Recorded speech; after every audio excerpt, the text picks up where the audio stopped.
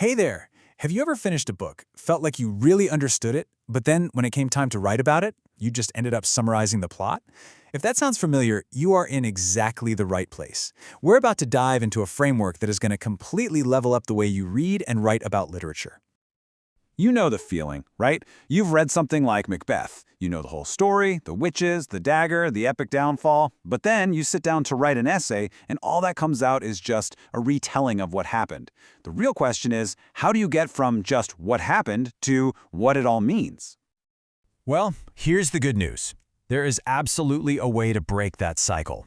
It's a method that gives you a solid structure, a step-by-step process to dig way deeper and unearth all the treasure that's hiding just beneath the surface of the text. Okay, so here's our game plan. First, we're going to talk about what real analysis actually looks like. Then, we'll unpack the PEEZLE method piece by piece. After that, we'll put it to the test with Macbeth. And finally, we'll get into why this technique is such a game changer. All right, first things first, let's move past just recapping the story. I want you to think of great literature as a house with a whole bunch of locked doors. A plot summary? That's really just describing the outside of the door. You know, its color, its size. But analysis? Analysis is about having the key, turning that lock, and stepping inside to explore the incredible world of themes, characters, and all the clever choices the author made. That's where the real treasure is. So, what is this magic key? Well, it's a framework called PEEZLE. And yeah, I know it's a pretty funny name, but trust me on this. This little tool gives you the exact steps you need to unlock that deeper meaning in pretty much any text you read. PEEZLE is just an acronym that stands for 6 simple steps: point, evidence, explanation, zoom, link, and effect. The beauty is that each step builds right on top of the last one, helping you construct a really solid and sophisticated argument. So let's break them down one by one, using Macbeth as our example. First up, P stands for point. This is your big idea, your main argument. It's not just a fact, it's a claim that you're about to prove. So, for example, instead of just saying Macbeth is ambitious, you make a sharp, arguable point like, Shakespeare presents Macbeth as dangerously ambitious, someone willing to throw away his morals for power. See how much more powerful that is? Next up, E is for evidence. You can't just make a big claim and leave it hanging there. You've got to back it up. This is where you pull in a perfect quote from the text that directly supports your point. This is your proof. And for our point about Macbeth's ambition, this quote is just chef's kiss. It's perfect. Macbeth himself is admitting that the only thing driving him forward is his own vaulting ambition. You can't really get more direct evidence than that. Now, this brings us to the second E, which is for explanation. And this part is absolutely critical.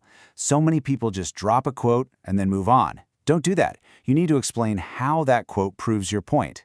This quote, for instance, shows us that Macbeth is totally self-aware. He knows he doesn't have a good reason to do this, which really shines a light on his inner turmoil. Okay, now for my favorite part, the step that really separates good analysis from great analysis. Z for zoom.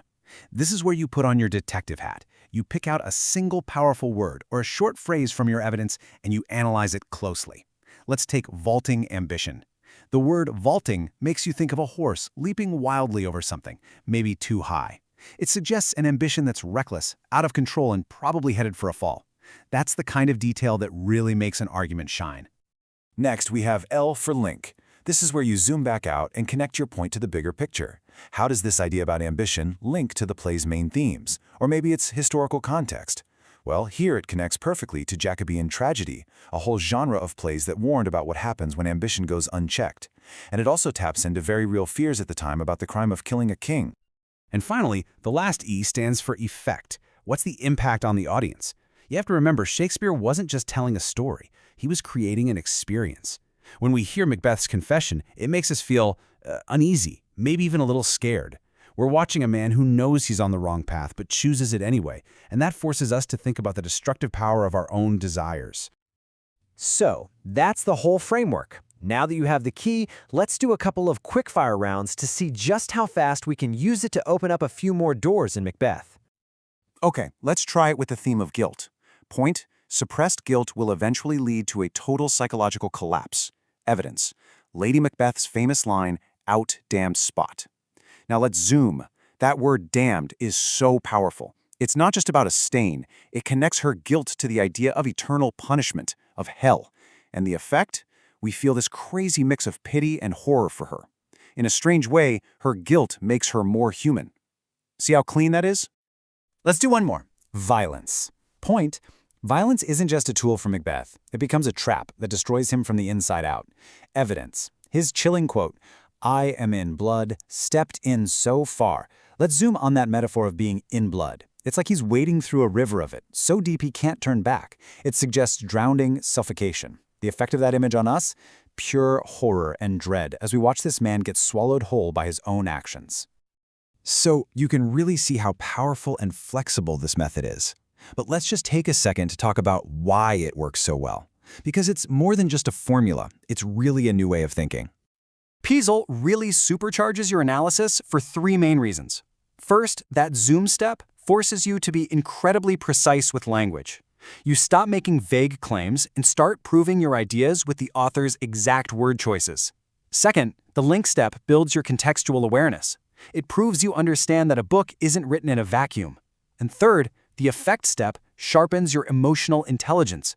It reminds you that literature is designed to make us feel something, and analyzing that is key. But here's the bottom line. What PEEZLE does is it takes all those interesting little observations you make while reading and gives you a structure to build them into a strong, compelling, and really insightful argument. It's the bridge from just noticing things to proving them with real authority. So, the next time you sit down with a great book, you don't have to get stuck just describing the door anymore. You have the key in your hand. The only question left is, what doors are you going to unlock next?